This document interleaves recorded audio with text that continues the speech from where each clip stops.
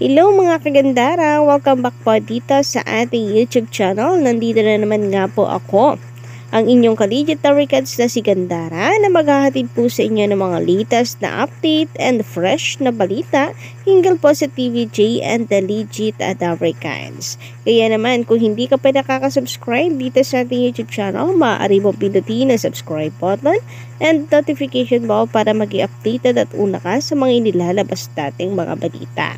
And para naman sa mga masusugid nating taga-subaybay, narito nga po ang ilan sa mga napili po nating i-shoutout for tonight's video.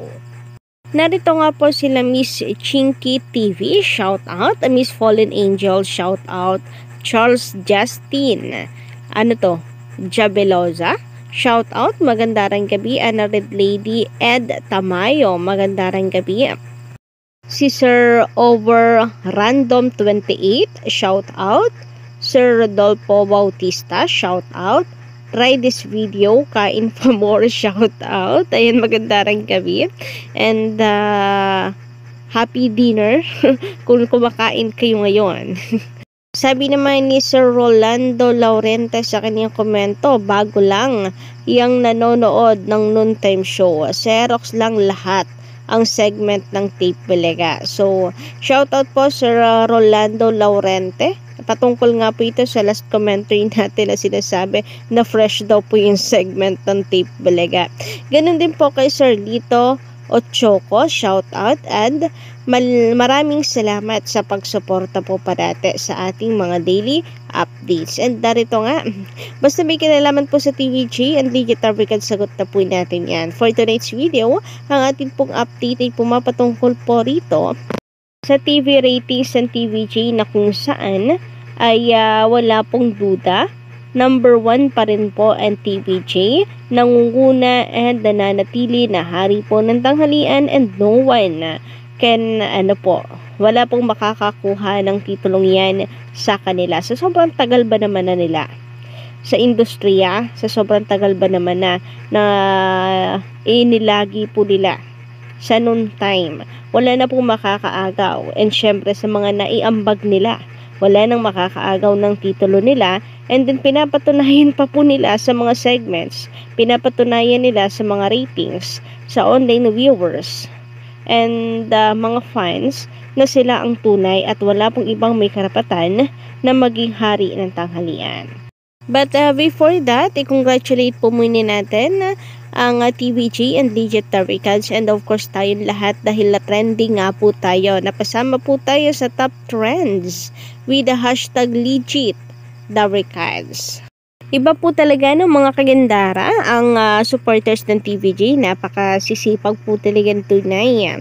Lalo na po kung usapang pagsuporta sa TVJ. Samantalang doon po sa kabila, nadadamay lamang po sila, no? Syempre, mainit pong pinag-uusapan, hot issue ang kinakaharap po ng TVJ and of course sa kanilang pakikipaglaban para mabawi ang titulong Itbulaga. Kaya nadadamay na lamang din po sa usapan ang Tape Inc. At syempre kapag gumawa po sila ng ingay sa social media.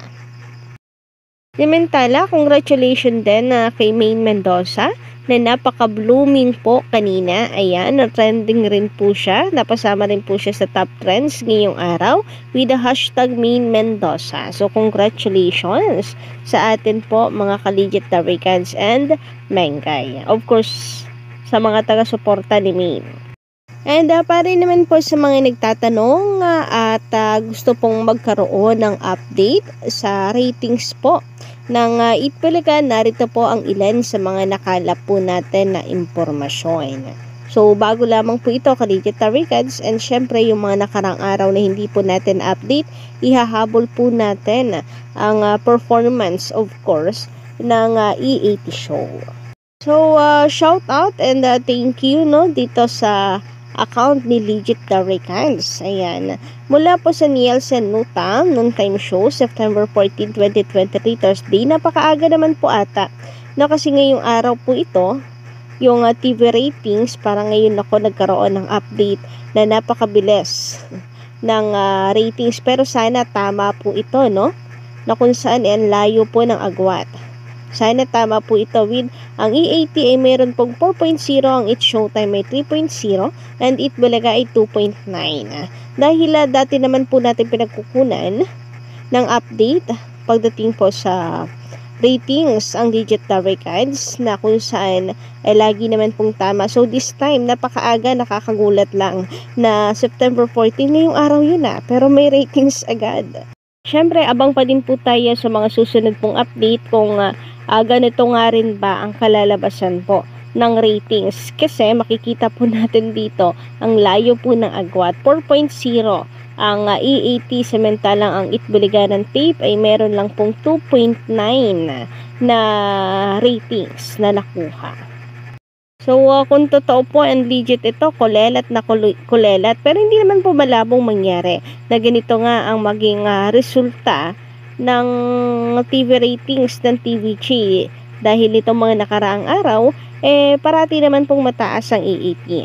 Kagaya po dito, September 13 kahapon, araw ng Wednesday, 4.0 ang EAT, 3.1 ang It's Showtime, 2.9 ang Eat Bulaga. So kung meron man pong nabago dito yung Showtime, no, naging 3.1 po siya. Nananatili na una at number 1 ang TVG. And then narito naman po nung September 12. Ayan, 4.0, 3.1, 2.9. So puro ganyan, no, ang ratings ng noontime show. Kitang-kita po natin dito kung sino ang tunay na number 1. So ito naman po ka-Legit Africans ay nagmula kay Alt All Channel. Shout out and thank you po. Ang source daw po niya dito ay AGB pa rin. Nielsen Nutam overnight ratings. So, galing din po sa kanya nung mga September 8, 9, and 11. Nananatili po na hindi po maungusan ng dalawang noontime show ang TVJ, dahil nangunguna po sila dito from September 8 na 4.2, 4.6, then 3.9, bumaba man pero nananatiling number 1 kasi ang Showtime 3.1, 3.2, and 3.1. So, umiikot lang po sa ganun ang viewers nila. Sa Eat Bulaga 3.5, walang sinabi sa 4.2 ng TVJ, 3.5 ulit, pero ang TVJ mas tumaas, which is 4.6, at kung hindi ako nagkakamali September 9, araw po ito ng Sabado, kaya mataas, no, 4.6. Then 3.1 sa Eat Bulaga September 11, 3.9 sa TVJ.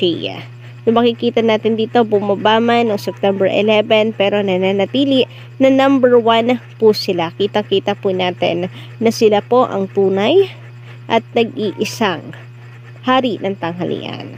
Sana tama po, no, yung ratings ngayong araw na nakuha. Mabilis man masyado ang update, pero sana tama po siya. Hindi naman malabong mangyari na totoo yan, dahil nga naglalaro lang naman sa 2.9 na 3.1 ang ratings ngayon ng Eat Bulaga tape.